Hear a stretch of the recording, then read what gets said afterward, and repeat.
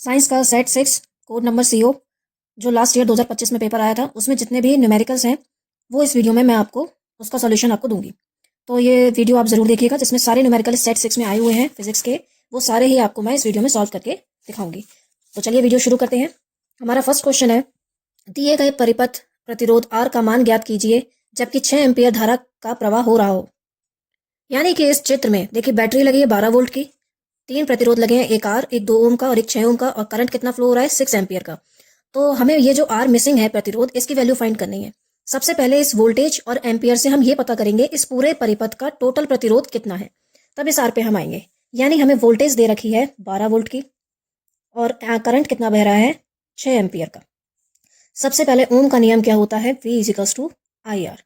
हम इस ओम के नियम से यहाँ पे पहले R की वैल्यू यानी कि जो तुल्य प्रतिरोध है उसको फाइंड करेंगे। ये R ये वाला R नहीं है, R है टोटल का प्रतिरोध। तो V आपको दे रखा है 12, I आपको दे रखा है 6, R आपको पता नहीं।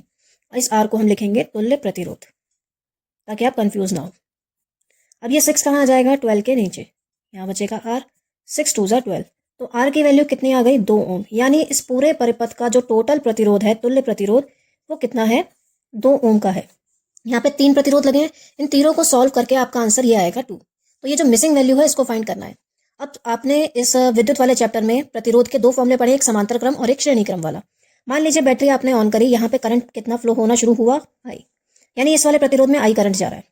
ये करंट यहाँ पे गया, विद्युत धारा यहाँ से गई। अब इस विद्युत धारा के पास आके जाने के 2 रास्ते हैं, एक ऊपर और एक नीचे, दोनों में आ जाएगी। तो यानी कि विद्युत धारा के 2 टुकड़े हो जाएंगे, एक I1 और एक I2, 2 टुकड़े हो गए। करंट का पार्टीशन होता है, जैसे ही हमारे विद्युत धारा के टुकड़े होते हैं तो हमारा समांतर क्रम लग जाता है। श्रेणी क्रम में हर प्रतिरोध में बराबर धारा जाती है और समांतर क्रम में हर प्रतिरोध में अलग अलग धारा जाती है। तो यहाँ पे ये 2 प्रतिरोधों में अलग अलग धारा जा रही है, तो ये और ये कौन से क्रम में होगा, समांतर क्रम में। ठीक है, इसे आप R1 दे दीजिए और इसे आप R2 नाम दे दीजिए। तो यानी हम लिखेंगे R1 व R2 समांतर क्रम में है। और समांतर क्रम में फॉर्मूला हमारा क्या होता है, 1/R equals to 1/R1 plus 1/R2। ये तो तुल्य प्रतिरोध का होता है। क्या इन दोनों को हटा के यहाँ पे जो तार हम लगाएंगे वो फाइनल होगी, नहीं। एक तार ये लगी हुई है, एक प्रतिरोध ये लगा हुआ है, और इन दोनों को सॉल्व करके यहाँ पे हम एक लगाएंगे तो हमारे पास तभी भी इस पूरे परिपथ में 2 ही प्रतिरोध बचे होंगे। तो हम इसको दे देंगे 3 नाम, कि तीसरा प्रतिरोध हम यहाँ लगाएंगे, जो हम इन दोनों को हटा के यहाँ पे लगाएंगे। R1 की वैल्यू 2, R2 की वैल्यू भी 6 दे रखी है। एलसीएम ले लेंगे, 6 आ जाएगा, 2 3 ज़ा 6 और 6 1 ज़ा 6, 4/6, 2 2 ज़ा 4, 2 3 ज़ा 6, यानी यह आ गया 2/3। R3 के सामने 3 है तो R3 की वैल्यू हो जाएगी 3/2 ओम, और आप इसको लिख सकते हो 1.5 ओम। जब आप 3 को 2 से डिवाइड करोगे आपका आंसर आएगा 1.5। यानी यहाँ पे इन दोनों को हटा के, मान लीजिए अगर मैं इस परिपथ को दोबारा बनाऊं तो यहाँ पे इन दोनों को हटा के मैंने एक तार लगा दी। बैटरी लगी हुई थी 12 वोल्ट की, ठीक है, और ये R है, और यहाँ हमने तीसरी तार लगा दी कितने की, 1.5 ओम की, और करंट बह रहा है 6 एम्पियर का। अब अगर हम फिर से देखें तो जैसे ही करंट फ्लो होगा बैटरी ऑन करने पर तो कितना आएगा, I, और इसमें भी कितना जाएगा, I। यानी इस पूरे परिपथ में आपके पास 2 तार हैं और दोनों में सेम करंट जा रहा है, तो वो श्रेणी क्रम हो गया। तो अब इन दोनों को श्रेणी क्रम में लगा के सॉल्व कर लीजिए। यहाँ लिखेंगे R व R3 श्रेणी क्रम में है।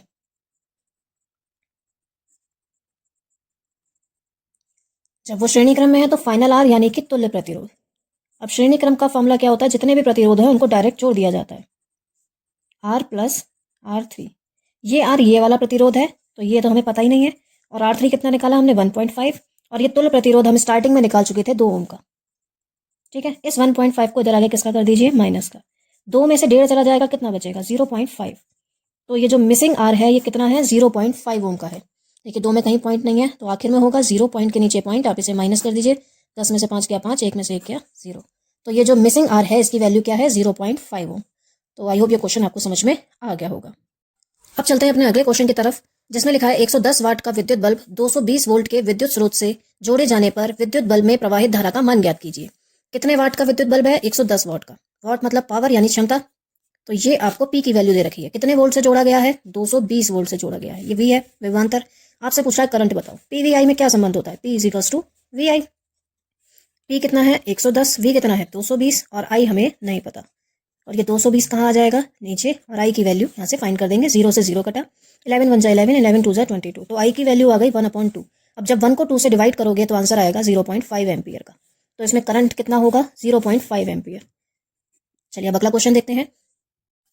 क्वेश्चन है, एक 2 ओम प्रतिरोध के तार में प्रति सेकंड यानी 1 सेकंड में, प्रति मतलब एक सेकंड में 200 जूल ऊष्मा उत्पन्न होती है, तो तार के सिरों के बीच विभवांतर ज्ञात कीजिए। कितने ओम का प्रतिरोध है? 2 ओम का। कितने सेकंड में? 1 सेकंड में। कितनी ऊष्मा? 200 जूल। हमने डब्ल्यू से क्यों दिखाया? अगर यहाँ पे उसमें लिखा होता कैलोरी में तो तब भी हम डब्ल्यू से दिखाते, अगर यहाँ पे कैलोरी में लिखा होता तब हम एच से दिखाते। जूल है तो डब्ल्यू ऊष्मा और ऊर्जा एक ही मानी जाएगी जब तक उसे 4.2 से डिवाइड नहीं किया जाता, कैलोरी में नहीं आता। तो इसलिए हमने यहाँ डब्ल्यू और एच के फॉर्मूले सेम है, बस एक फॉर्मूला नीचे 4.2 से अगर आप डिवाइड कर दोगे तो वो एच में चेंज हो जाता है, वरना डब्ल्यू लगता है। विभवांतर यानी कि वी की वैल्यू पूछ रही है। अब मेन हमारा फॉर्मूला होता है W equals to V I T, H equals to भी वी आई टी होता है। अब यहाँ पे डब्ल्यू तो आपको पता है कि 200 है, वी आपको निकालना है। क्या आई आपको दिया है? आई आपको दिया ही नहीं है, तो वी इजिकल्स टू क्या होता है? I R. ओम का नियम, यहाँ से आप आई की वैल्यू निकाल लो, क्या हो जाएगी? आर को इधर भेज देंगे, वी अपॉन आर। तो इस आई की जगह आप लिख दीजिए वी अपॉन आर, और टी की टी रहने दीजिए 200। वी कितनी बार है? 2 बार है, तो वी का स्क्वायर हो जाएगा। टी है आपका 1, आर कितना है? 2। 200 के पास 2 को भेज दीजिए, यहाँ हो जाएगा वी स्क्वायर, यहाँ हो जाएगा 400, और ये स्क्वायर हटेगा तो यहाँ पे अंडर रूट लग जाएगा। 400 किसका वर्ग होता है? देखिए 400 किसका वर्ग होता है हम कैसे कर सकते हैं, हमें पता है कि 4 किसका वर्ग है? 2 का, तो 2 तो बाहर आ गया। अंदर कितने जीरो है? 2, तो एक जीरो आप बाहर निकाल लीजिए, तो ये 20 का स्क्वायर होता है, तो वी आ गया 20 वोल्ट। कितना विभवांतर उत्पन्न होगा? 20 वोल्ट का। तो आई होप ये क्वेश्चन आपको समझ में आ गया होगा। चलिए अगला क्वेश्चन देखते हैं। हमारा अगला क्वेश्चन है, 10 सेमी दूर स्थित वस्तु के 15 सेमी फोकस दूरी वाले अवतल लेंस से बनने वाले प्रतिबिंब का आवर्धन ज्ञात कीजिए। अब आवर्धन यानी कि एम निकालना है। एम बराबर होता है वी अपॉन यू, यानी वस्तु की दूरी और प्रतिबिंब की दूरी। यहाँ ये तो पता है कि वस्तु 10 सेंटीमीटर दूर रखी है, ये नहीं पता कि प्रतिबिंब कितनी दूर बन रहा है। तो सबसे पहले आपको यहाँ पे वी की वैल्यू फाइंड करनी पड़ेगी। लेंस कौन सा है? अवतल लेंस। अवतल लेंस में यू वी एफ तीनों माइनस के होते हैं, तो वस्तु की दूरी यू दे रखी है तो ये आप माइनस का 10 लेंगे, क्योंकि ये आपका अवतल लेंस है। ठीक है, अब फोकस दूरी जो आपको दे रखी है वो दे रखी है 15 सेंटीमीटर, वो भी आप माइनस का ही लेंगे। वी आप पहले फाइंड करेंगे, उसके बाद आप रेखीय आवर्धन यानी कि आवर्धन ज्ञात करेंगे। अब जो लेंस का सूत्र होता है, लेंस के सूत्र से वो होता है 1 अपॉन एफ बराबर 1 upon V minus 1 upon U. इसमें वैल्यू पुट कर दीजिए। एफ की वैल्यू -15, वी की वैल्यू आपकी आ जाएगी, दी नहीं है, यू की वैल्यू है -10। अब 2 माइनस एक साथ आ गए तो ये क्या हो जाएगा? Plus, minus minus plus. अब ये 1 अपॉन 10 इधर ले आइए, माइनस का हो जाएगा, ऊपर 1 अपॉन वी। अब यहाँ पे इसको सॉल्व करने के लिए हम एलसीएम भी ले सकते हैं। अब एलसीएम नहीं लेना है, अगर आपको मैथ्स के स्टूडेंट्स नहीं है और आपको एलसीएम लेना नहीं आता, तो आप क्या करेंगे, दोनों की मल्टीप्लाई कर दीजिए, -15 की और 10 की। 10 की 1 से कीजिए 10, -15 की कीजिए 1 से, तो प्लस का 50, ये हो जाएगा 25, और यहाँ आ जाएगा -15 गुणा 10, 5 25, 5 दूनी 10, 5 एकम 5, 5 तियां 15, माइनस का 1 अपॉन 6। वी की वैल्यू आ गई माइनस का 6 सेंटीमीटर, यानी प्रतिबिंब दर्पण के जिस तरफ वस्तु रखी है उसी तरफ बनेगा लेंस के। ठीक है, लेंस के पीछे सामने नहीं, लेंस के सामने ही बन जाएगा, पीछे नहीं बनेगा, और कितना होगा? 6 सेंटीमीटर दूर बनेगा। अब हमें तो आवर्धन निकालना है, तो वो हो जाएगा वी अपॉन यू। वी की वैल्यू आपकी हो जाएगी 6 माइनस का, और ये माइनस का 10, माइनस से माइनस कैंसिल हुआ, तो आप नीचे 10 है तो पॉइंट लगा दीजिए एक संख्या के बाद, तो रेखीय आवर्धन कितना आएगा? 0.6 का। ठीक है, आई होप ये क्वेश्चन समझ में आ गया हो आपको। और इसी के साथ इस सेट के सारे न्यूमेरिकल खत्म होते हैं। आप ये वीडियो जरूर देखिएगा और शेयर भी करिएगा, और इन क्वेश्चंस की प्रैक्टिस करके जरूर जाइएगा।